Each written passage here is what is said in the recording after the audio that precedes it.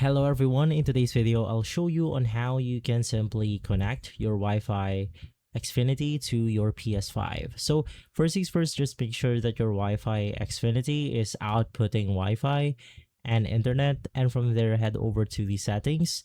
You have your network settings, set up internet connection, and you will be able to find your networks right here, including the Xfinity Wi-Fi, which is going to be this one. Now if for some reason it failed, you want to go ahead and reset your PS5. So you just want to make sure that to unplug everything. Hold the power button for around 10 seconds. This basically drains the circuit board, resetting the Wi-Fi right here. Turn it back in, connect again, and see if that works. And so that's how simple it is.